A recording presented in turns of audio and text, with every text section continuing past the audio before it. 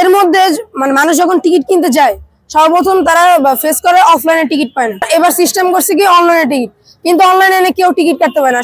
আর অনলাইনে যদি কেউ টিকিট কাটতে যায়ও সার্ভার ডাউন, এই সমস্যা ওই সমস্যা। যারা ব্ল্যাকে টিকিট বিক্রি করে এদেরকে সিন্ডিকেটটা কোনোভাবে বন্ধ করা যায় না। তো এবার একটা আশা, যেহেতু মিরপুরে খেলে তার মানে বাংলাদেশ জিতবে ইনশাল্লাহ। পাকিস্তানের সাথে বাংলাদেশের বিগ ম্যাচ ভালো লাগে, আবার অনেক সবার অনেক মানে জনগণ অনেক মতামত থাকে। সর্বপ্রথম টিকিট মিরপুর শেরে বাংলা ক্রিকেট স্টেডিয়াম মোট মাঠ ক্যাপাসিটি হইতেছে 25,000, কিন্তু সরি 35,000। তো এর মধ্যে মানে মানুষ যখন টিকিট কিনতে যায় সর্বপ্রথম তারা ফেস করে অফলাইনে টিকিট পায় না। দ্বিতীয় এবার সিস্টেম করছে কি অনলাইনে টিকিট, কিন্তু অনলাইনে কেউ টিকিট কাটতে পারে না। সবাই তার শিক্ষিত না, সবাই তার অনলাইনে টিকিট কাটতে পারে না। আর অনলাইনে যদি কেউ টিকিট কাটতে যায়ও সার্ভার ডাউন, এই সমস্যা ওই সমস্যা। আপনি যদি একটু সাইড সুরে দেখেন, এই বেশি না 4টা 5টা বা খেলা যখন শুরু হবে আপনি 4 নম্বর গেট বা 3 নম্বর গেট আশেপাশে দেখবেন কি কয়েকজন মানুষ ঘুরঘুর করতেছে আর বলতেছে কি টিকিট লাগবে টিকিট। এই ব্ল্যাকার যারা ব্ল্যাকে টিকিট বিক্রি করে এদেরকে সিন্ডিকেটটা কোনোভাবে বন্ধ করা যায় না। এই সিন্ডিকেট জীবনে কি বিসিবি বন্ধ করতে পারবো না। বিপিএল এর সময় অনেক বড় কাহিনী হয়েছে, কিন্তু কেউ ব্ল্যাকে টিকিট বন্ধ করতে পারে না আজ পর্যন্ত। মিরপুরে পারে না বলতে পারেই নাই। আচ্ছা, ফিজিক্যাল টিকিট দিলে সেক্ষেত্রেও সিন্ডিকেট হয়। আমার সেটা বন্ধের জন্যই আসলে সবগুলো টিকিট অনলাইনে দেওয়া হয়েছে। এবার আসলে কি সিন্ডিকেট হচ্ছে?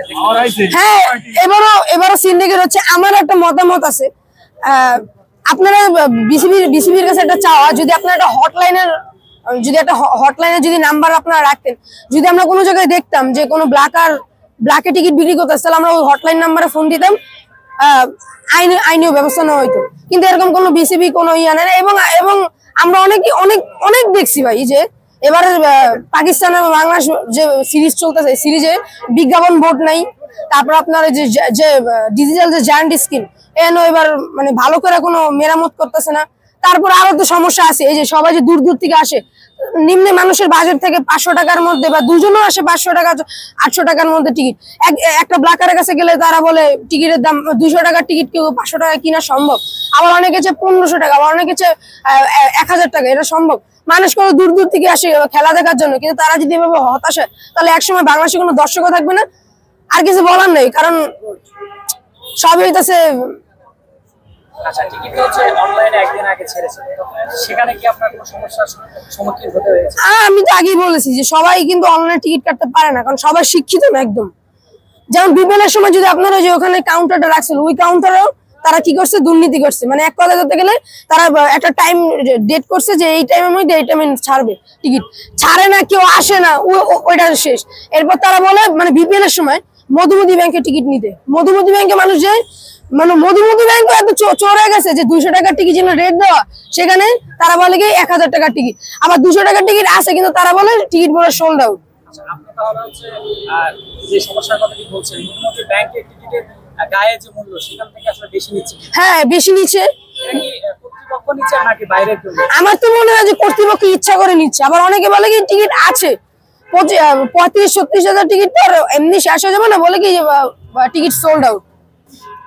তো এই যে বাংলাদেশের জার্সি পরে বাংলাদেশের খেলা দেখতে এসেছে, আপনার খেলা দেখা হচ্ছে, এই যে আর বাংলাদেশে বিসিবি বিশেষ করে অনেক ম্যানেজমেন্ট নিয়ে সমস্যা নিয়ে আপনি কথা বলছেন, আসলে সর্বোপরি বিসিবি সভাপতি ম্যানেজমেন্টে যারা আছে তাদেরকে আপনি কি মেসেজ দিতে চান? আসলে তাদেরকে একটাই মেসেজ দিতে চাই যে ধরেন এক কথায় যে একজনে পদত্যাগ করলো বিসিবির মানে মেন চেয়ারম্যান, আর একজনে আসলো, তিনি অনেক লোক দেখাইলো যে আমি আসলে ভেন্যু ঠিক করব, পিচ ঠিক করবো। কারণ আমরা সবারই ধারণা আছে যে মিরপুর শেরে বাংলা ক্রিকেট স্টেডিয়ামের পিচ সম্পর্কে সবাই, একবার তো সাকিব আল হাসান বলেই দিছিল যে এইভাবে যদি চলে তাহলে ক্যারিয়ার ধ্বংস। তারও জরিমানার অনেক সম্মুখীন হয়েছে, আবার তাই বললো অনেক জরিমানার সম্মুখীন হয়েছে। তাই আমার আসলে একটা কথা হইতেছি, সবার আগে টিকিট ঠিক করা, দিতে হইতেছে ভেন্যু। কারণ আমরা সকলেই জানি, আমরা অনেকেই ভাবি যে বাংলাদেশ দেশের মাটিতে যদি কোনো খেলা হয়, যদি একবার যদি কেউ শুনে যে মিরপুরে খেলা হইতেছে, আবার অস্ট্রেলিয়া বিপক্ষে বা নিউজিল্যান্ড মিরপুরে যদি বাংলাদেশে খেলা হয়, তাহলে অস্ট্রেলিয়া, নিউজিল্যান্ড, পাকিস্তান, ইন্ডিয়া কোনো কেউ বার্তা পায় না। কিন্তু তারা যখন বিদেশে মাঠে যায় তখনই তারা ডাব্বা মানে। এর সর্বপ্রথম মোট কারণ হইতেছে আমাদের শেরে বাংলা ন্যাশনাল ক্রিকেট স্টেডিয়ামের উইকেট।